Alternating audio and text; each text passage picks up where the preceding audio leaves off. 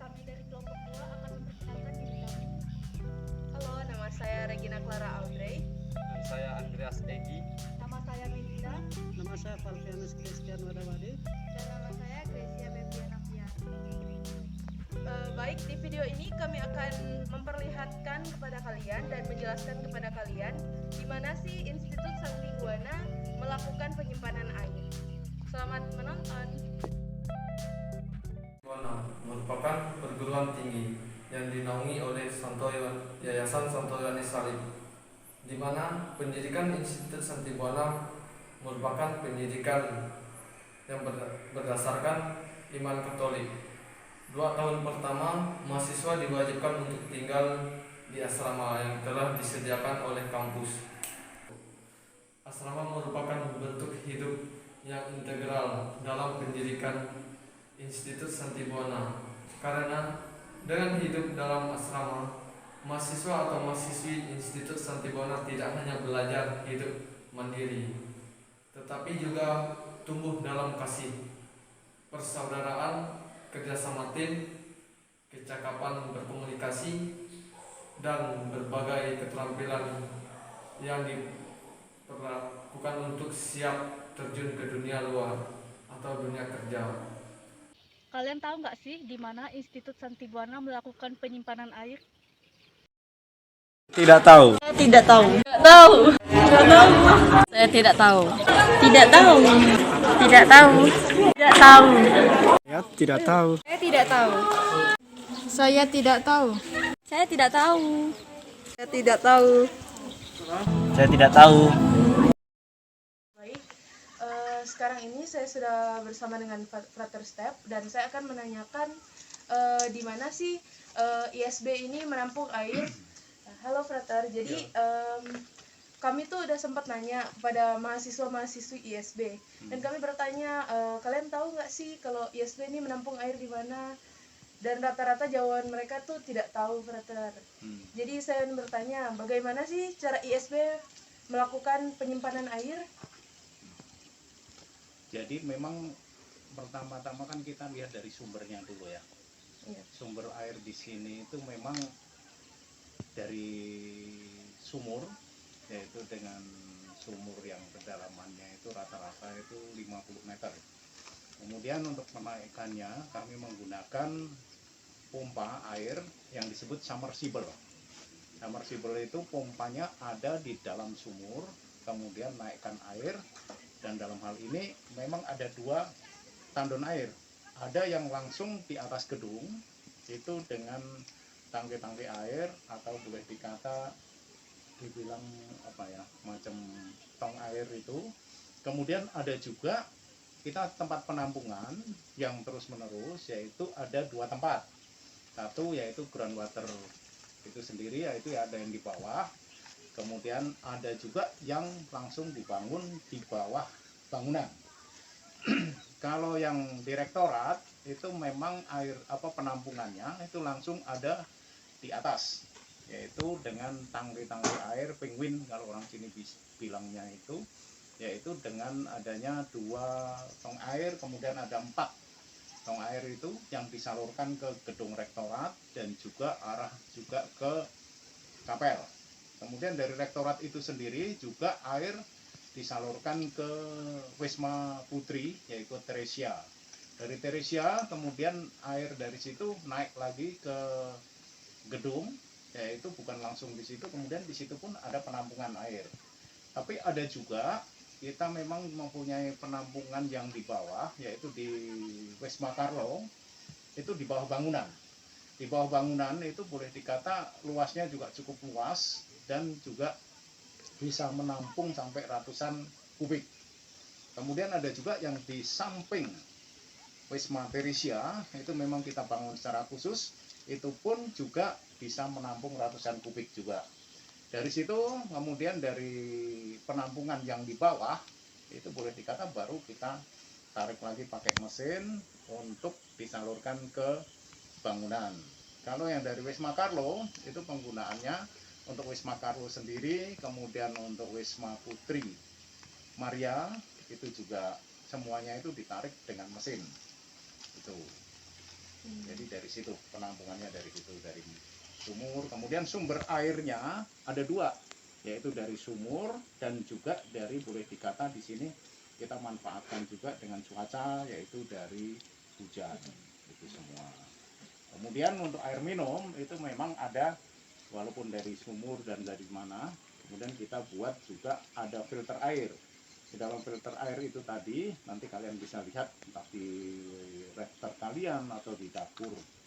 Untuk dapur umumnya itu di situ ada tabung, yaitu ada dua tabung. Di situ isi tabung itu sendiri di dalamnya itu antara lain yaitu ada pasir kuarsa, kemudian ada karbon. Itu karbonnya itu dari arang tempurung. Kemudian setelah itu baru kita masukkan ke filter yang lebih kecil lagi. Ada, nanti bisa dilihat gambarnya dan sebagainya, kalian bisa ambil dari sana. Itu juga memang ada, kemudian ada UV. Kemudian di dalam filter-filter itu kecil-kecil itu ada 4. Itu memang di situ kita ada tabung filternya, kemudian ada filter yang berapa mikron apa semua, biasanya 0,3 mikron. Itu jadi di situ dengan UV itu sendiri itu airnya bisa layak diminum, karena di situ boleh dikata dengan adanya pengujian dan sebagainya, itu bakteri yang apa semua dengan adanya kena sinar ultraviolet itu diandaikan mereka nggak mati dan sebagainya.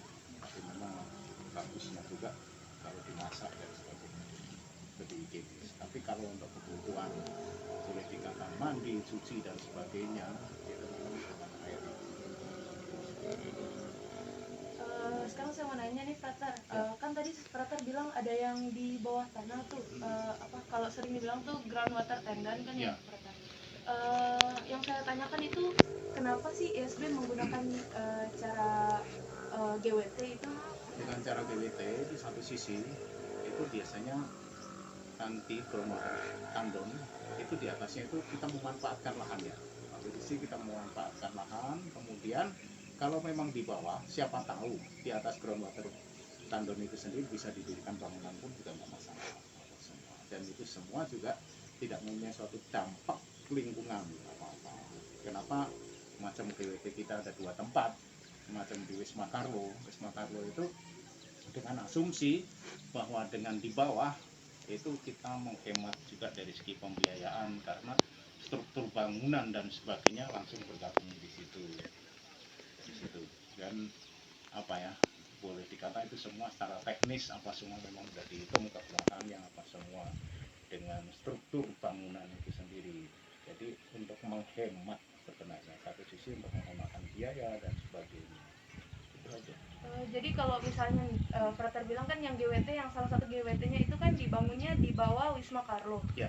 Apa itu tidak membahayakan gedungnya Frater? Enggak, sudah ada perhitungan. Jadi udah ada teknisnya, perhitungan semua semuanya. ada.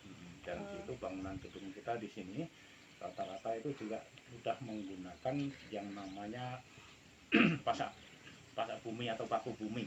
Jadi memang benar-benar pakai beton dan sebagainya, kemudian ada cakar ayamnya dan sebagainya, dan kekuatan untuk tanahnya apa semua memang kita sudah diukur secara teknis, yaitu dengan metode sondir dan sebagainya. Itu kalau orang teknik itu akan lebih tahu dan persisnya gitu.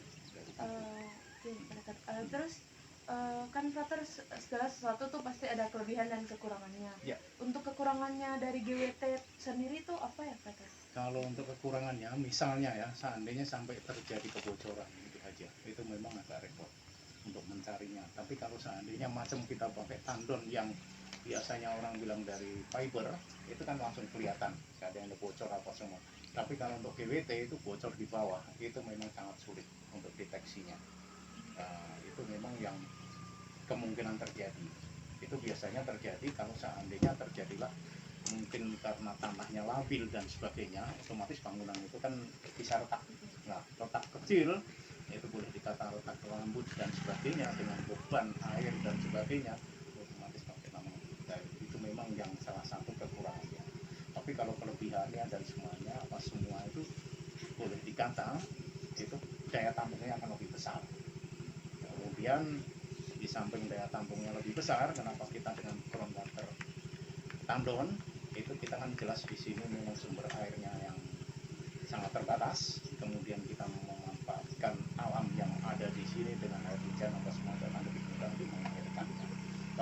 yang di atas otomatis kan air hujan nggak mungkin dong bisa ditampung. Terus kalau misalnya Frater bilang kan tadi untuk mengisi GWT-nya itu sendiri dia kan dari 2 sumber tuh Frater. Ya. Terus kalau misalnya kita tahu dari mana tuh Frater kalau misalnya dia udah penuh? Kalau udah penuh apa semua itu biasanya kalau macam air hujan kan otomatis kita apa ya tidak perlulah nanti keluar sendiri ada pembuangannya apa semua kita mau udah atur. Tetapi kalau untuk pompa air itu biasanya saya pasang radar otomatis. Itu semua. Jadi begitu radarnya itu sudah nyampe pada posisi memang udah penuh, itu mesin apa semua udah otomatis. Seperti hanya bukan hanya untuk GWT aja, tapi kalau untuk macam yang tandon, yang pakai fiber, yang di rektorat itu memang semuanya serba otomatis ya. Karena kalau kita hanya pakai manual itu sangat merepotkan sekali sampai airnya luber dan sebagainya. Ya sekali lagi ini semua memang ya kerjasama dari karyawan dan sebagainya yang selalu ngontrol dan sebagainya.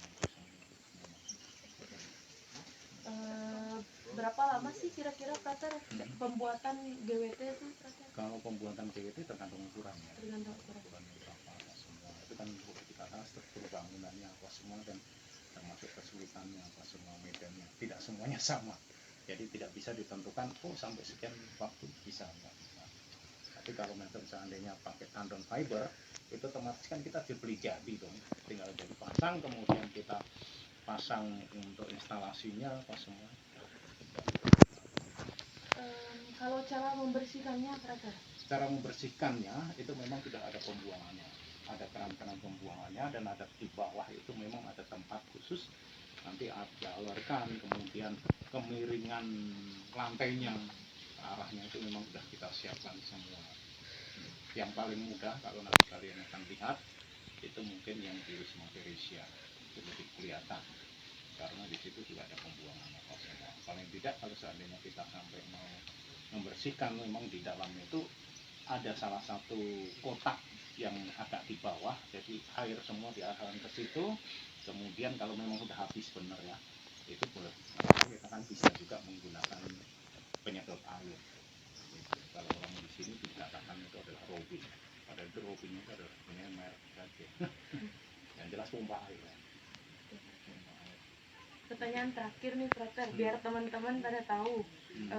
Kira-kira pembuatan satu GWT itu mungkin yang terbaru aja ya Frater, biar kita bisa lebih itu. Kira-kira biaya pengeluarannya tuh berapa sih Frater? Waduh lumayan ya. Masalahnya dari segi kekuatan apa semua itu yang perlu dihitung ya. Bisa ratusan. Ratusan. Iya. Bisa tergantung dari apa semua tekniknya apa semua. Karena tidak sembarangan ya. Jadi itu kan boleh dikatakan seandainya misalnya aja ya 1 kubik air itu berarti kan 1000 liter. 1000 liter itu berarti 1000 kilo, berarti 1 ton. Ya tinggal dari beban itu semua. Otomatis kalau semakin luas bebannya kan makin lama. Cuma kalau air kan yang di dalam GWT itu tidak ada goncangan apa semua konstan. Nah, itu paling kekuatan yang ke bawah sampai yang perlu diperhatikan dan tidak menggunakan besi yang kecil, besi yang besar juga. Otomatis itu. Baik Frater, ya itu aja sih Frater. Terima kasih atas waktunya Frater. Oke, sekarang kami akan menuju ke GWT atau yang disebut groundwater tandon yang berada di sebelah Wisma Teresia dan tandonnya di sebelah sana.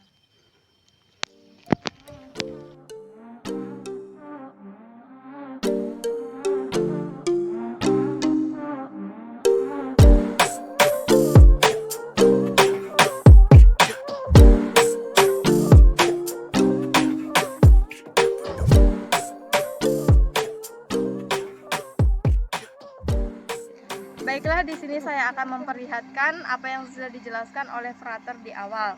Di sini ada pipa yang menyedot air dari sumur menuju ke GWT menggunakan mesin penyedot. Selanjutnya akan dijelaskan oleh Valvianus. Baik, di sini saya akan memperlihatkan isi GWT.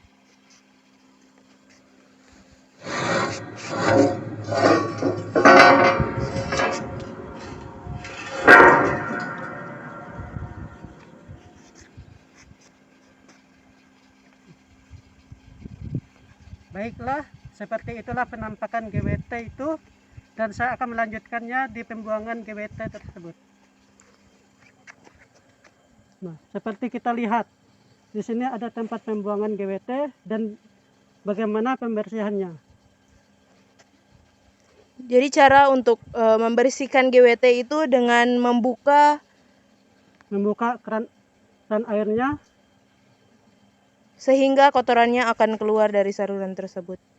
Baiklah, tadi kami sudah menjelaskan mengenai GWT yang berada di samping Wisma Teresia. Kami tidak menjelaskan yang berada di bawah Wisma Kardo karena susah untuk pengaksesannya. Namun untuk penggunaannya kurang lebih sama. Jadi dia berasal dari sumber yang sama, yaitu dari sumur yang sama dengan penggunaan dari sumber hujan, lalu mengarah ke GWT menggunakan pompa. Demikian video dari kami. Thank you for watching.